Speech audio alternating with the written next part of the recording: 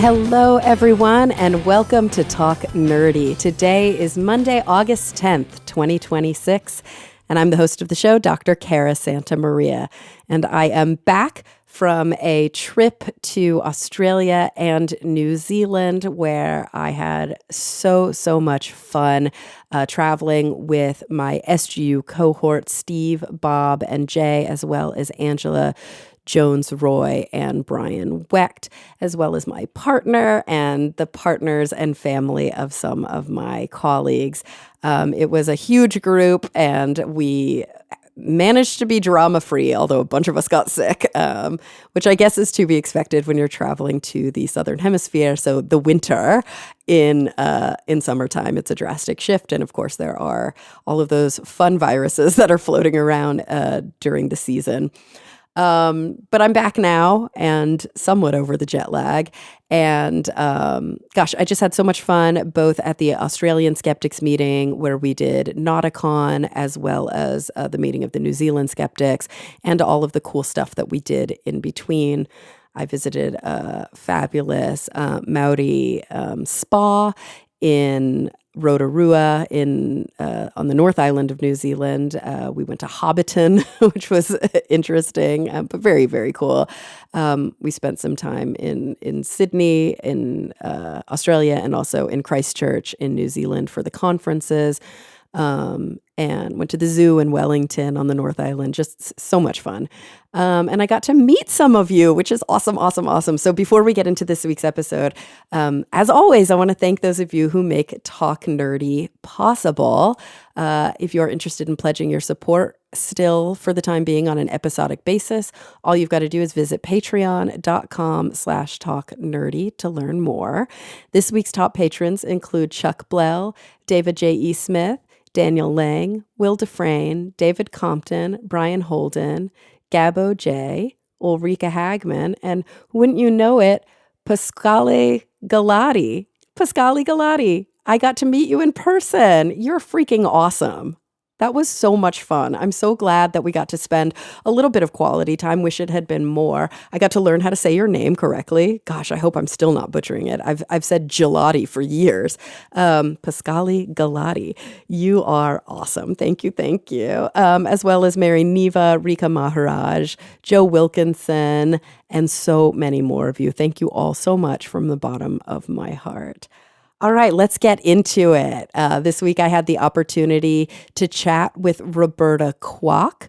She is a science writer. She's written for a ton of different outlets, from the New York Times to the New Yorker to New Scientist, Audubon. She has a fellowship from the Knight Science Journalism Program at MIT, a grant from the Alfred P. Sloan Foundation. She's won awards from AAAS, the American Geophysical Union. And she, worked in a science lab before she became a science journalist, and is very, very interested in the scientific process. So she has a new book out called Lost in Curiosity: Field Notes from Scientists' Adventures into the Unknown. So without any further ado, here she is, Roberta Kwok. Well, Roberta, thank you so much for joining me today. I'm excited to be here. Thanks so much for having me on. Me too. So we're going to be talking about your new book, Lost in Curiosity: Field Notes from Scientists' Adventures into the Unknown. But before we get into the actual kind of content of the book, I'd love to take some time just to get to know you a little bit more and your positioning to or within the book. So you're a science writer, but before you became a science journalist, you worked in the sciences. It's always interesting to me when I talk to folks who are sort of on that line between doing science and writing about science, or maybe they've spent a whole career as a science communicator or a science journalist. Some people, it seems like, kind of go through the J school route, and then they learn the beat while they're doing the work. And then other folks, I do notice there's like a subset of science writers who were scientists, like they were trained in the sciences and then decided, you know what, I want to write about this. I think that's more my bag. Would you consider yourself in that camp? Yes, I'm in the second camp, though I would say I'm maybe only partly trained in the sciences because I did my undergrad in biology and I did sort of, bounce around between a few labs for, summer internships. And I did work after graduation in a genetics lab, as you mentioned. Um, but I didn't go through like the ordeal of a PhD as a lot of my fellow science writers have, where they get partway through their PhD and then they're like, oh my gosh, I can't do this. I don't want to be a scientist for the rest of my life. So luckily I figured that out before I went into a PhD program. I had kind of a weird, what happened? I'm thinking back. So I did my undergrad in biology. I actually worked in software engineering for a while. I was living in Huh. Silicon Valley, so everyone was doing that. And Hmm. then, so the genetics lab work, I was actually a software engineer. I wasn't like doing things with test tubes or pipettes or anything. Oh, And cool. then from there, I switched into creative writing, fiction writing, and then took a left turn again into science journalism. So that's how I ended up where I am now. Oh, interesting. So you obviously chose to major in biology because it was interesting to you and it kept your attention long enough to get through your undergrad, but then you didn't initially have the intention of becoming a science writer. You mean when I was in undergrad? Yeah, I mean, I don't think Yeah, I sort of as you were even figuring out what you wanted to do with your life. yes, I don't think I really knew it was even an option back then, and I hear that Mm-hmm. from a lot of science writers that we didn't even realize that was something people did as their job, or it's just not a common option that comes to mind. So, the options seemed like I could try to go to med school, I could try to go to grad school, and I kinda didn't wanna do either of those things, but, since so many people were doing computer science, this was, like, early, 2000s in the Bay Area, so that's all that anyone was thinking about. This must have been, like, right before the dot-com bust or something, and so or boom and then bust. But, yeah, so I instead kind of went to a bioinformatics company where I was doing, programming, and that's how I ended up on that path. It's very cool. And so, you know, throughout your career then, how have you twisted and turned? Like, have you kind of stayed the course? Have you had specific beats within science? Do you tend to, write more long form? Do you tend to write more kind of fast coverage? Like, what has been your approach? Yeah, I mean, I think most science writers, when they're starting out, we do news articles because, they're shorter, they're easier to manage. It's a few interviews, you get it done within a day or a few days. So most of us will cut our teeth doing that. And then, as time went on, I started to get more ambitious. Like I wanted to do more narrative features. And I think that was partly too from that training that I had in fiction writing for the MFA program. You learn all these tools of the trade, these, craft techniques for, creating scenes and dialogue and character and setting and all that. And so I wanted to put some of that to use in my science writing too.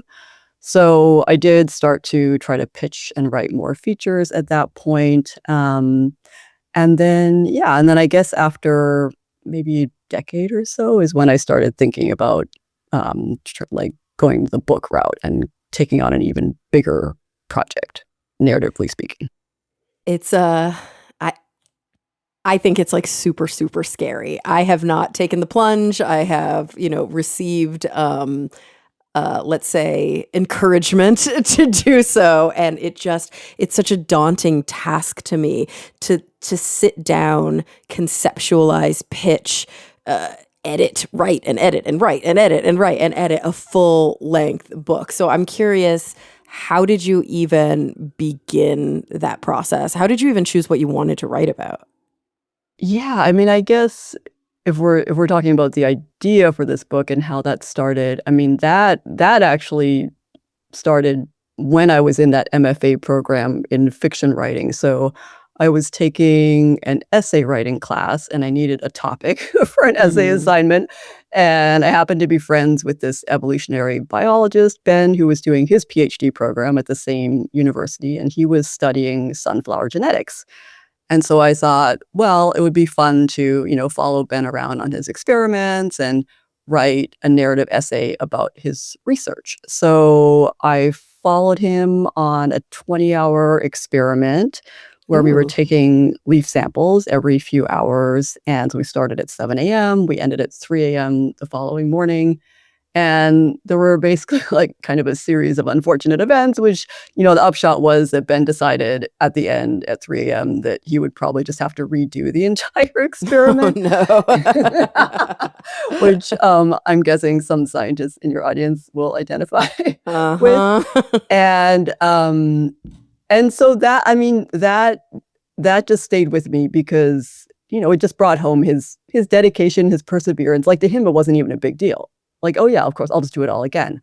Mhm. And so I was keeping that in the back of my mind that, I was interested in this idea of the scientific process and all the labor that happens behind the scenes, all the, obstacles and challenges and the human struggle that happens behind the scenes before you get to that result. So that was percolating for a long time. And then it Mhm. was maybe after like 10 or 12 years later that I thought I could write a book where I'd follow a different research project from a different field of science in each chapter.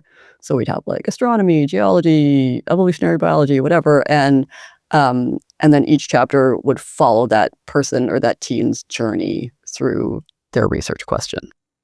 I love that. So, it's interesting because I feel like I've had a few folks on the show before who were more sort of like process oriented, right? Really asking the questions that I find the most interesting, which is not so much what do we know, but like how do we know what we know, and how do we know what we don't know, and what are all the twists and turns that come along in the path. But I feel like most of the time when we discuss that sort of process of science, it's from like a historian perspective. So maybe Yeah. somebody will have written a book about a particular scientist or a particular discovery, and they'll have dug deep into the archives to tell the real story of it and not like the simplified lone genius story that we often hear. Mhm, But I love mhm. that your approach is more contemporary. It's kind of like how are these people doing this now? Yeah, I think that's true that a lot of it you'll find a lot of those stories in, history books, and those stories are fascinating too, right? Like going back and hearing the twists and turns that, the scientists went through to get to this big discovery. And I Mhm. think the advantage of doing a contemporary approach is that I mean, I get to see it happening in real time, like, in front of my eyes, right? Like, I get to be in the field with the scientists, in Greenland when they're trying to study this glacier, or I get to, I mean, sometimes it's remote, like one scientist, was trying to study these frogs in Borneo, and even though I wasn't there with her, I was, like, getting her updates, and we were, communicating a lot about all the obstacles that she was coming up against. So I think just getting to see it unfold in real time, and we can't really do that with historical stories, right? You're trying to Right. reconstruct things from documents or letters or something, but if you can just be there in the thick of it with them, that's great because you can construct scenes from that, and I think that's part of what can help draw readers in is to feel like they're really there with the scientists. Yeah, it's different now too because science is, I mean, I feel like I guess the philosophy of science has maybe been clarified, and there have been some adjustments, some updates, since kind of early scientific thought. But ultimately, the biggest leap, especially even like within the last 5, 10, 20 years, has been the technology, the advancements that scientists use, right? Like, okay, I want to answer this question, or I'm really interested in interrogating this unknown, and I don't know how to do it, so I'm going to try and develop a tool. And then now that I have this tool, I can dig a little bit deeper. Do you find that sometimes when you are kind of embedded with scientists and you're working with them, that it's easy to get caught up in the technology, the how all of this stuff happens because it's so sophisticated now? Yeah, I mean, I guess sometimes it was tricky to figure out, okay, how deep into the weeds are we gonna go on the methodology, right? Because in some sense, I mean, that's where the story is happening, right? It's in the weeds where they're encountering these obstacles, but you Hmm. also don't want readers to just get so lost in the details that Right. we're losing the bigger narrative. Like, so for example, one chapter is about astronomers who are trying to detect the first convincing evidence of an exomoon, so a moon circling a planet outside our solar system. And this is incredibly difficult to do because these planets are very far away. These moons are often very tiny. They're going to be tiny compared to their planets. And there's so many other things that can trick you into thinking that you have found a signal of a moon when it's actually something else. And so there is a lot of sort of technological and methodological detail that goes into, trying to separate the signal from the noise and trying to make sure, like, is this real? Is this just kind of a mirage? Are we just seeing something that we want to see? And so I had to I had to sort of make some decisions about when to go into that in great detail and whether to keep it higher level. Right, right. And I feel like that's probably always a science journalist or science writer's struggle among many, but it's sort of at what level of depth, because you can always go deeper. You can always get more technical. You can always get stuck more in the weeds, and you can always back off and speak about things in a much broader, much more general, much more kind of almost like social or humanistic way. And there's so much latitude there, and I find that different science writers really do approach those questions differently, and it makes for that's why there are so many different stories about even the same thing. Yeah, and I feel like, I mean, if there is gonna be some level of technical detail, it does have to be sort of balanced out, or that there has to be moments in the book where I zoom out to those bigger questions, so it doesn't just feel like we're talking about, like, software programs or something, right? Like, there has to be, like, a bigger picture. Why are we doing this? Like, why are they so fascinated by this? Like, with the exomoon story, it's really about this it's this spirit of discovery, of exploration, finding things that we haven't found before, being the first to find, like, the first human to ever see something for the first time. And it raises these questions of objectivity and whether you can trust what you're seeing, or whether you're seeing something that you are hoping so hard is there that you're almost kind of like willing it into existence. So I think there has to be that zooming in on the detail, but then also zooming out to those big questions. Yeah, and there's this whole other layer, isn't there, of sort of, it's one thing if we are turning our instruments and our eyes and our ears and our senses to the cosmos, and we are trying to describe or understand something that either has not been described or understood, or requires clarification. And it's another thing if we're doing that, towards our own home planet, towards our backyard, towards our oceans, towards, different ecosystems. There's this other layer, I think, of humility that's required with the sciences that we haven't always historically had. I was just saying this to my partner yesterday. I got like a news alert, because I get those often, about a new monkey species.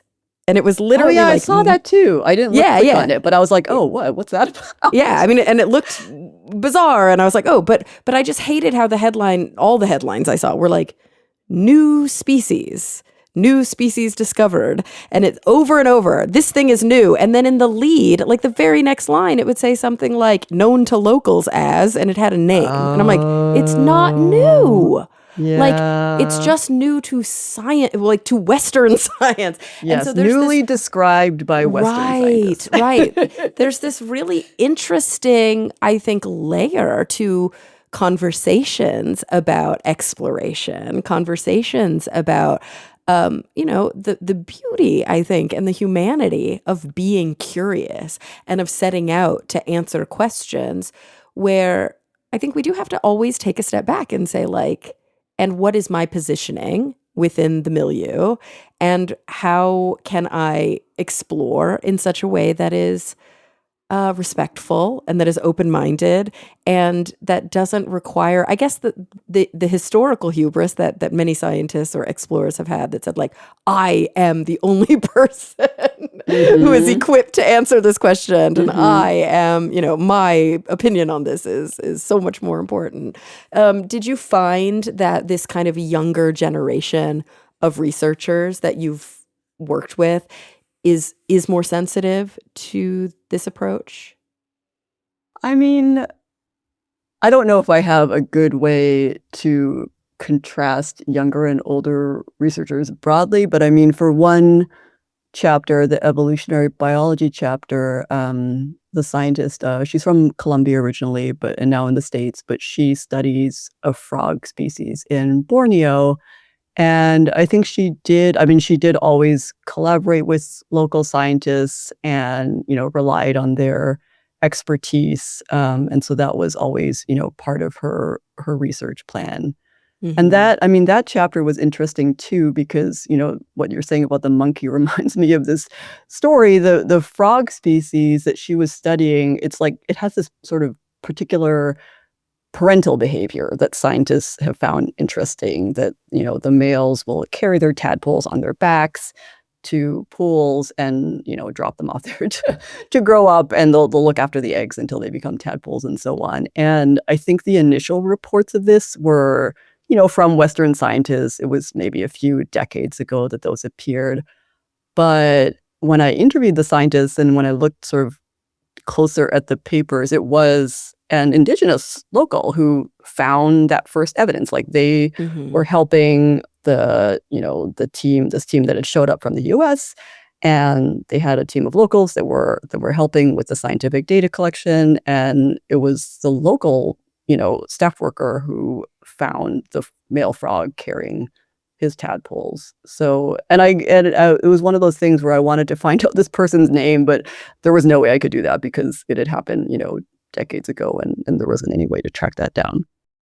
Yeah, and I think that that's one of those it makes me wonder, how often is that the case, right? Yeah, Like, in right. the annals of history and the stories that we tell, how often are these, incredible discoveries, especially when we're talking about, like, ecology or, investigation from or by a group of scientists in a land that they're not from.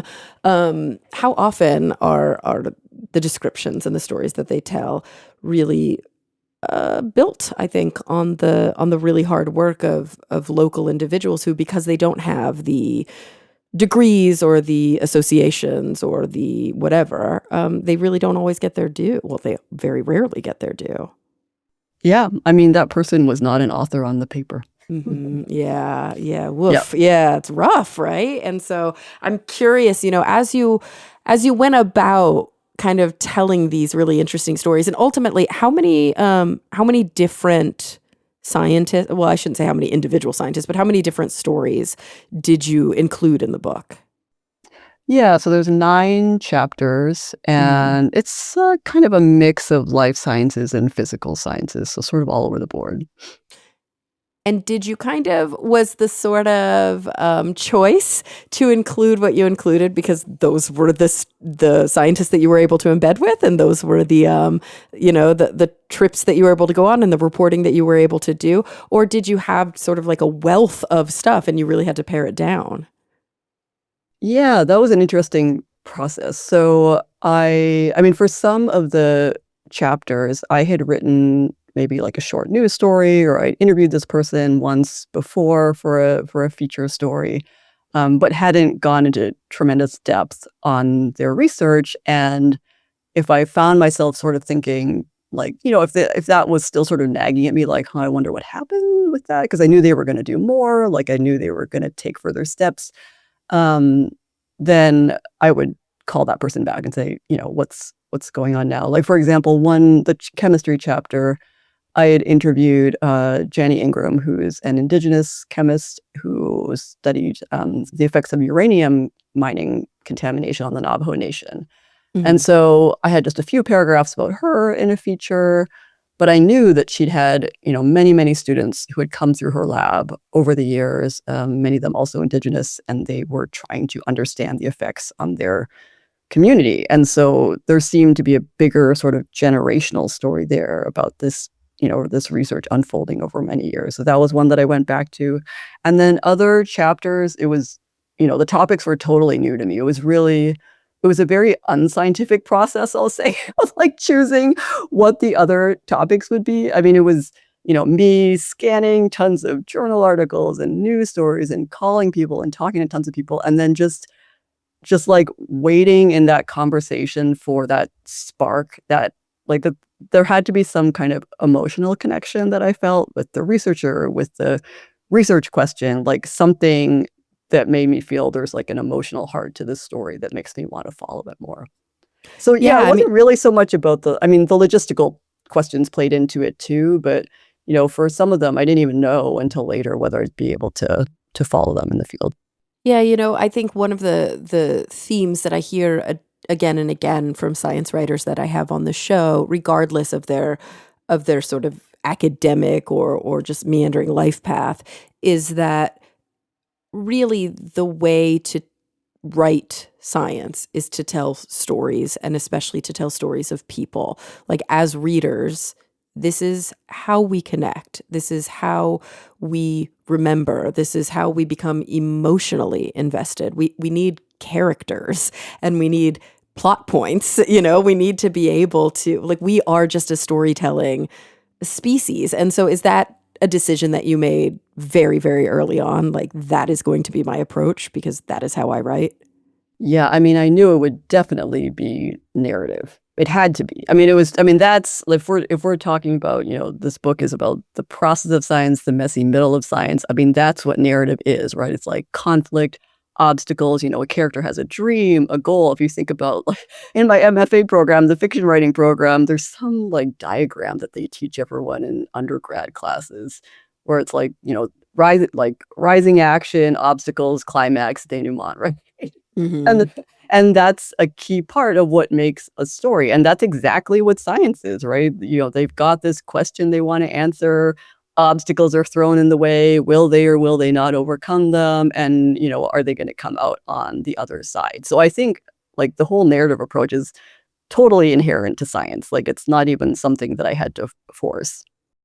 And I love because having worked as a scientist for many, many years before I then moved more into science communication and then kind of went back and got more involved in the clinical side of psychology. But I worked as a neuroscientist in a lab, and I can attest to the fact that if you were to ask me about all of the thrilling experiences I had asking questions, I would say, oh my gosh, nobody would want to follow me around the lab. It is so boring. It is so frustrating. It's mostly just beating my head against the wall and being like, well, that didn't work. Okay, let's try something else. Well, that didn't work either.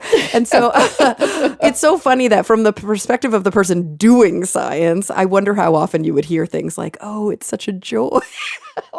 like I'm so, my curiosity takes me to all these interesting places and it's so fascinating. No, they're probably all like, ah, I never want to try this again. Yes.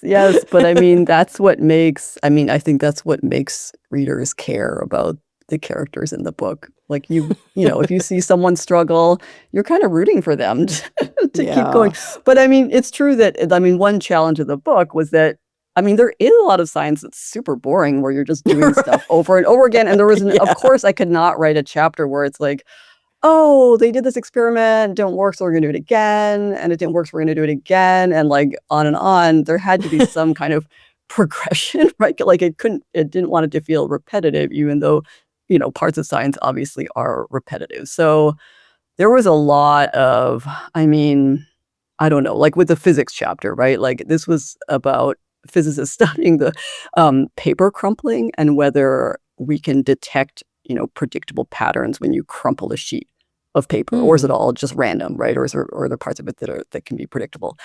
And I think I sat in probably on like more than a dozen Zoom meetings.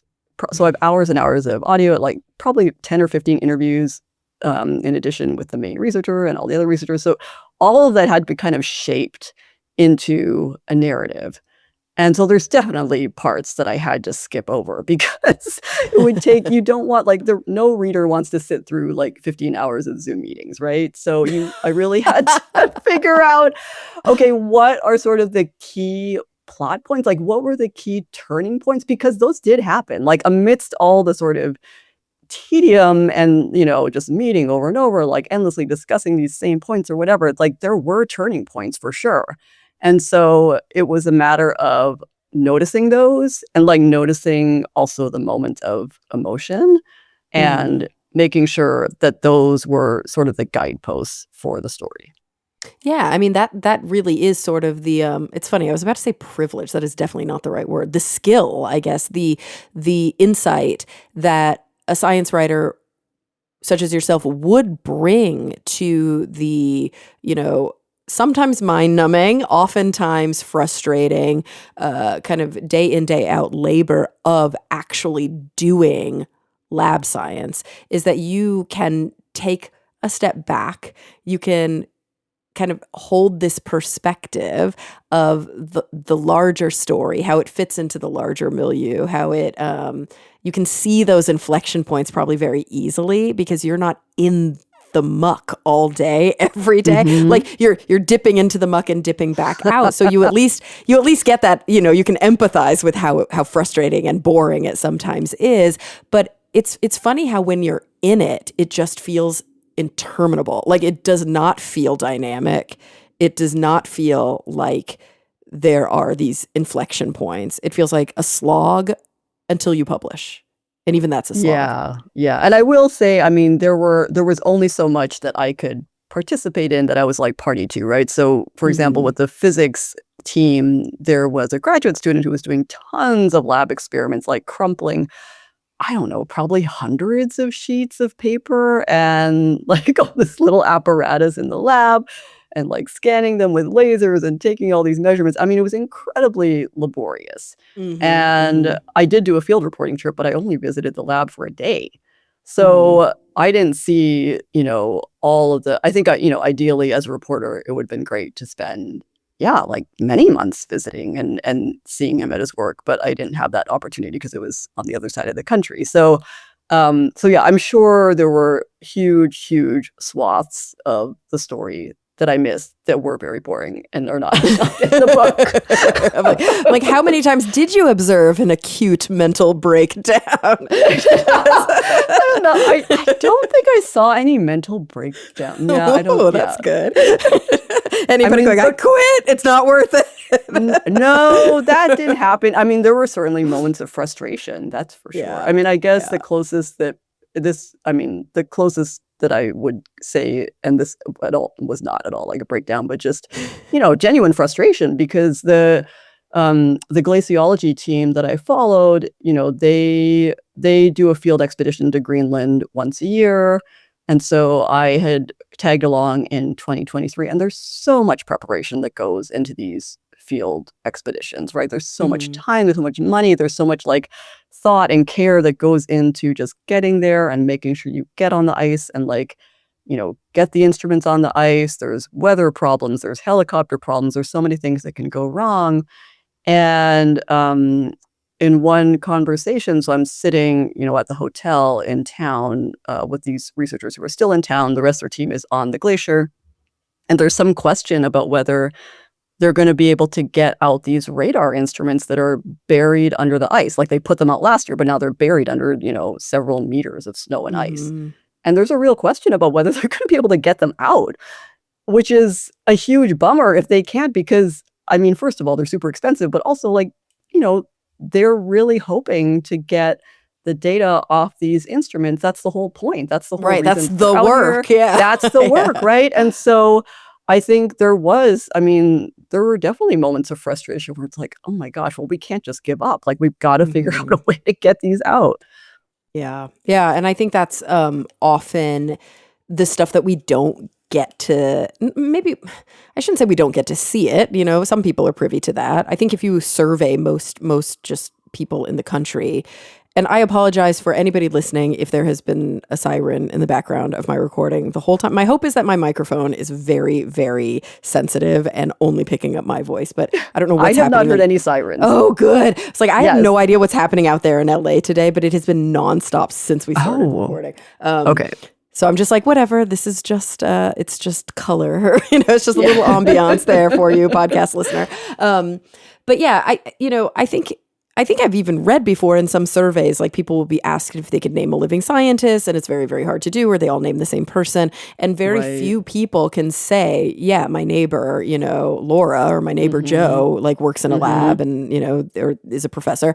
And so it's probably true. Most people don't actually know what happens sort of like behind the curtain. Not that there's a curtain, like nobody's trying to hide this from anybody. They're actually going like, pay attention, it's so cool, right? And everybody's like, no, it's not that cool. I'm not that interested. But so I think that there is this lack of, it's just a gap in knowledge, really, because how can we hold everything we're being tasked with holding in our brains all the time? But there's a gap in our knowledge of what the actual process really looks like. What does it really mean to do science? Like when people say I'm a scientist, I think that there is a lot of misconception around that. Like I remember early on, like it was like when I first started my master's degree and I was working in a neuroscience lab and we were doing these experiments, lots of different types of experiments, but we would use neuronal tissue from embryonic mice, and then we would like do things with these little nerve networks that we would build from these embryonic mouse brains. And I remember having a friend who was like an animal rights activist, and that's good and fine, but they were like, well, can't you just like use a computer? And I was like, do you think I'm teaching dissection?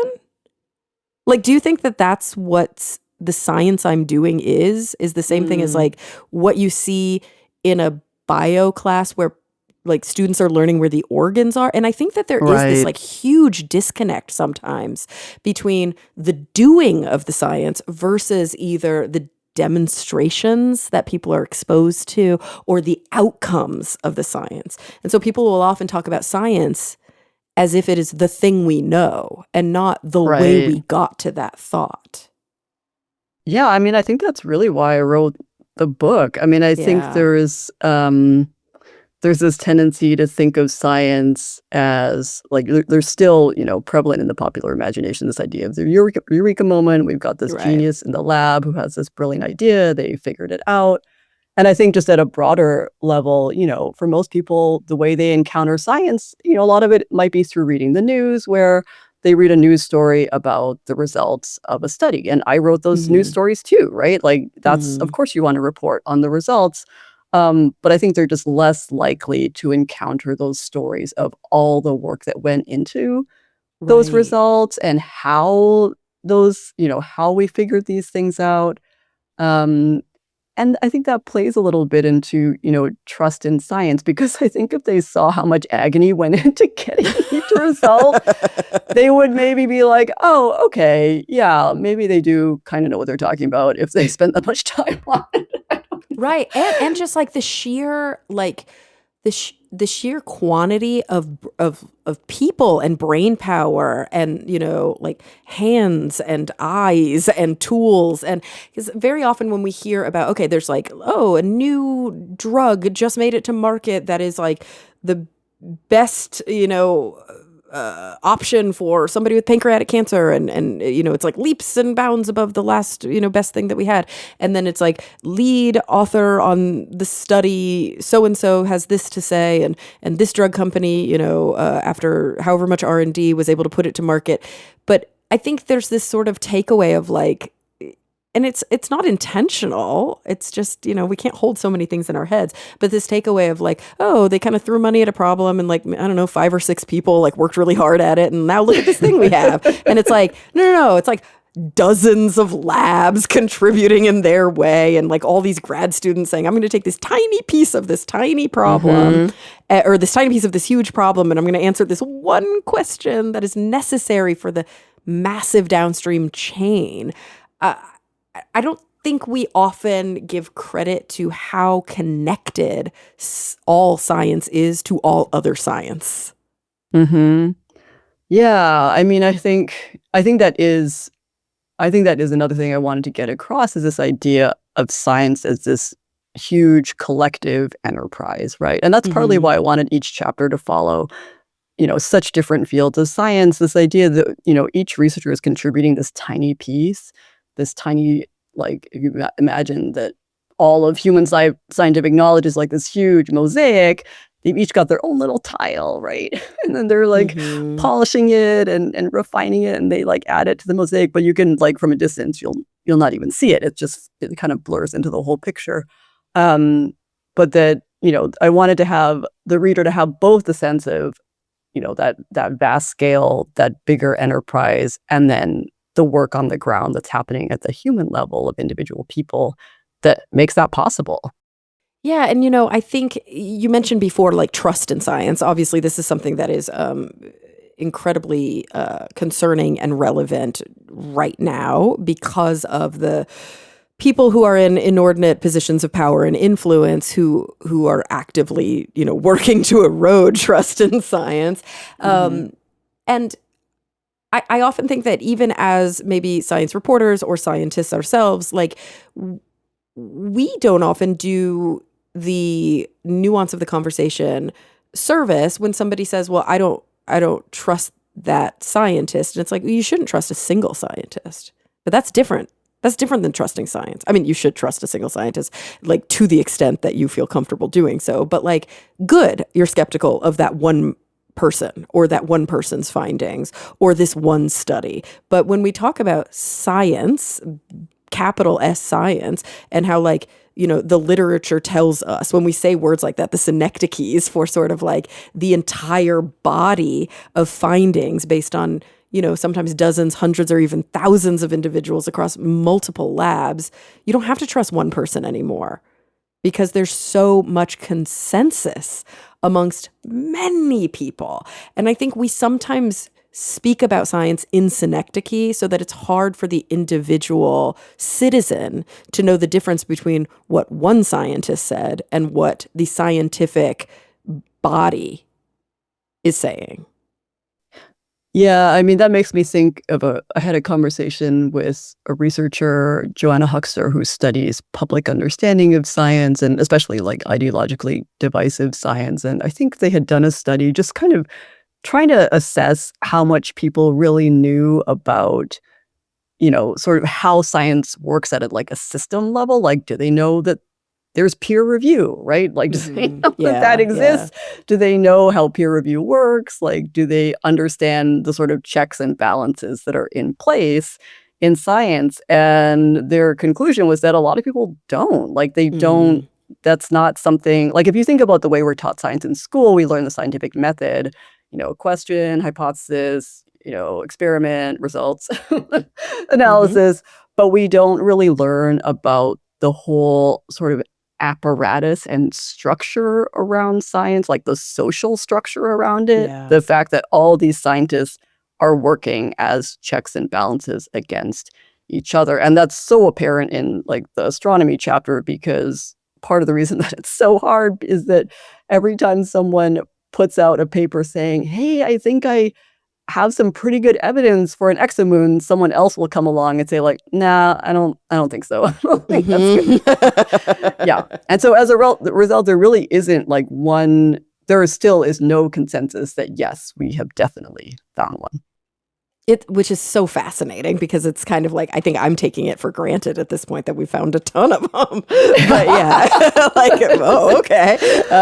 But it's true. Sometimes there are these fundamental questions that we sort of like, as a whole, kind of assume are answered or are mostly answered, but really they rely, like, I think you see it a lot with like anthropology, for example, where it's like, yeah, we think we have these insights about like an ancient peoples, but really we had like 3 teeth and we're making a lot, they're doing a lot of heavy lifting with these assumptions, but it's the best we have so far. And most of the experts agree that, based on what we know, this is the most likely conclusion.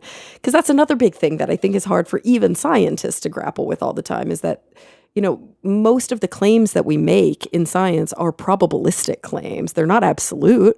They can't be absolute by definition. They're like, based on the evidence we have available, this is the most likely, outcome. And that will iterate the more we learn. Yeah, and I think, your example about anthropology, I think it's true that it becomes just even hazier and even more difficult when you're trying to look into the past, right? So in the paleontology chapter, the main researcher is trying to figure out when warm-bloodedness arose, like during our Mm. evolutionary history, which is a really key trait for mammals and for humans. Um, and she comes up with her own tentative contribution to that debate. And then, shortly after she publishes, someone else, publishes something else that says, well, no, it actually probably happened like X billion years, sooner or later, Mhm. whatever, than she had proposed. And so I think, yeah, when you're looking into the past, it just becomes even more, I don't know, provisional, I guess. Yeah, and each individual sort of field has its own, I guess, error bars and its own parameters of like what's acceptable evidence, what's not acceptable evidence. And I see this all the time as a psychologist who also worked in like laboratory neuroscience, where often you're trying to answer the same questions, but it's just really a lot easier to clone a mouse and do one thing to one clone and something different to the other clone and say, okay, how did it affect this animal that is genetically the exact same as this other one? And you just can't do that with people. And you're just, the Yeah. statistics have to get a lot more creative because the ethics are different. And, we're observing things that are sort of more naturalistic and trying to make critiques or assumptions just based on behavior.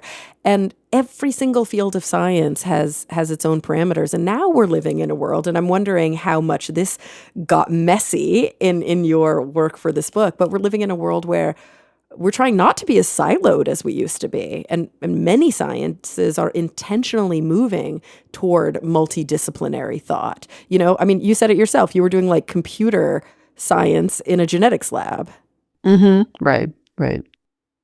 I mean, that must be pretty messy. Like, as you're going through and you're saying, okay, here's a physics story. We're going to talk about physics. And now here's a, ecology story. And we're going to talk about ecology. Oh, but there's like an engineer on the team. And there's, oh, okay. So this is, and it's situated in this one department at this one university that seems kind of out of left field. But science is too complicated nowadays to stay in one's lane. Like, we just can't do science without collaborating.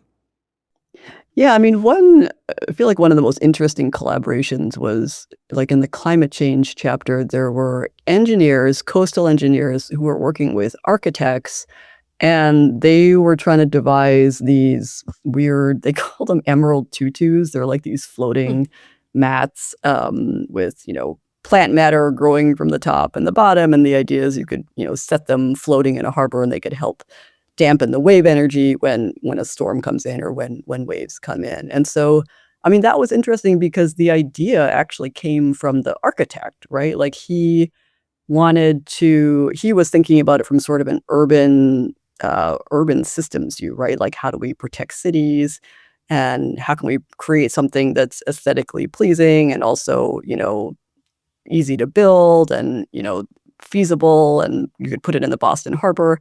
And so he ended up working with these engineers to, work out the details of this. But yeah, they really needed to work across disciplines to make that happen. I love that. That's fascinating. So I've got to ask one question that has been kind of on my mind since the beginning. You're somebody who has worked in labs. You're somebody who has had quite a lot of exposure to science, but then of course you took on a much larger endeavor, a much larger project in preparing to write this book, and in of course writing this book. I'm curious, as somebody who is pretty well versed in the sciences, I mean, working as a science reporter, a science writer, as you made Lost in Curiosity, did you discover anything along the way that like really was new to you? Like, oh, now I get it. Or like this insight into the scientific process, I didn't really like it wasn't as, I guess, deep until you set out to write this book. I mean, I don't know if there was one big insight in particular, but I'm remembering there were a couple of moments where, Mm-hmm. um, yeah, I kind of shifted my perspective. So, like, one that I'm thinking of is in the molecular biology chapter, I had follow. This is during the COVID-19 pandemic. So I'm stuck at home and I'm just like Zooming and calling all these scientists around the world who are sequencing SARS-CoV-2 samples to try to better understand how the virus is spreading, either through their community or through their country or between countries. And I remember telling, friends about this, writer friends about what I was finding. And, people would ask things like, oh, so when they found that, then did that lead to some change in policy, right? Like, did that, because that's you're thinking that's the reason they're doing this, right? that they're trying to stem the tide of this pandemic somehow.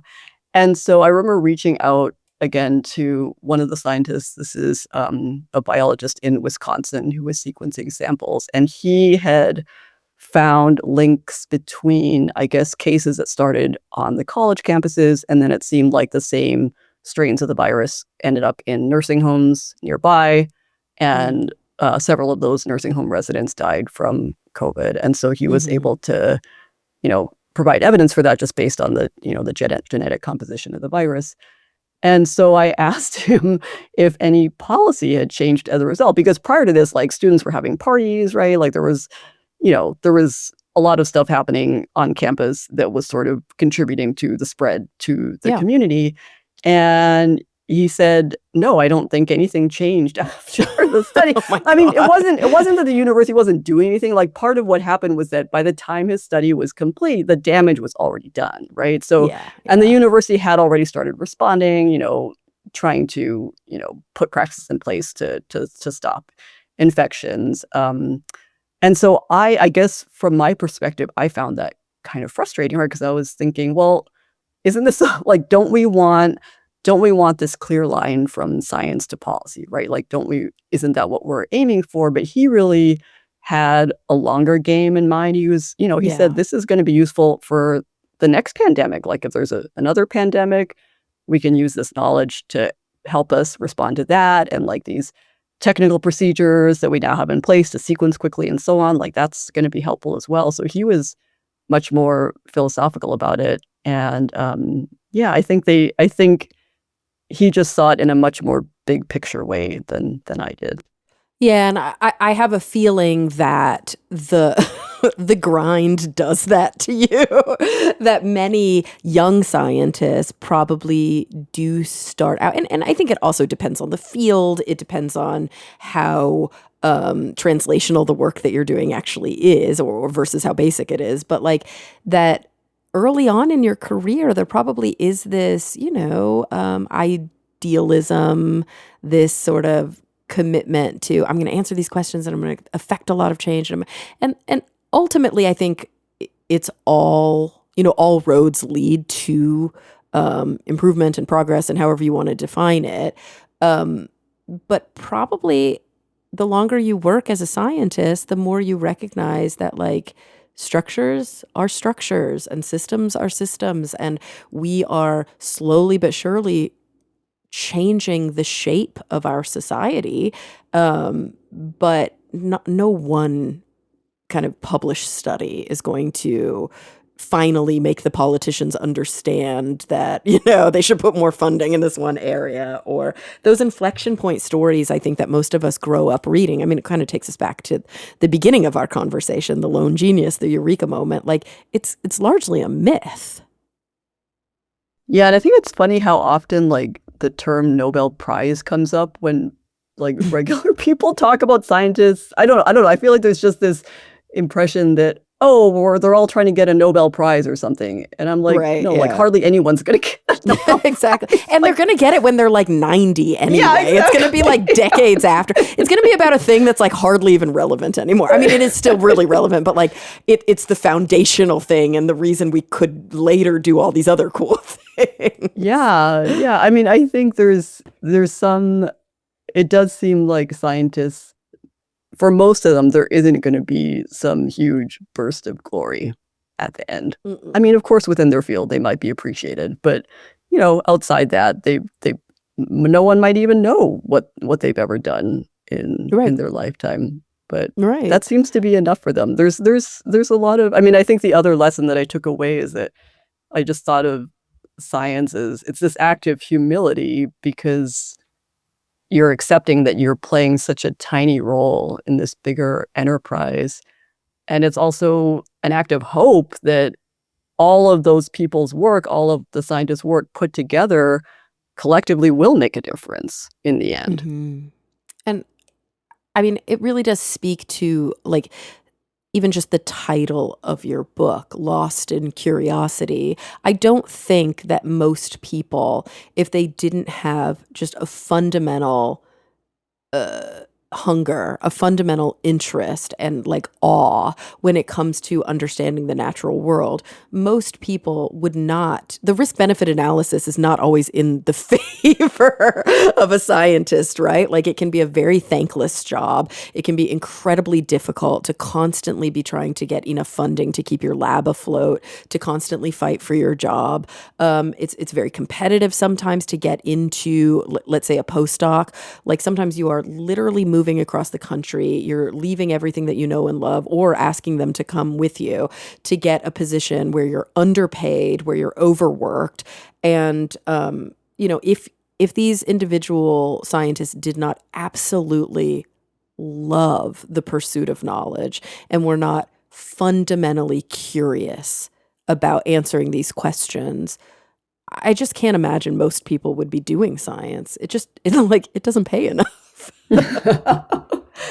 Yeah, I mean that's one part of science that I maybe didn't get into as much in the book, but I think the public also doesn't really realize is just the personal sacrifices that are made. Like you said, like moving away from the community that you maybe are familiar with, where all your friends are, starting all over again every few years. Yeah, I mean there's a lot going on behind the scenes and a lot of sacrifices behind the scenes that allow us to get those scientific results that we then see reported in the news.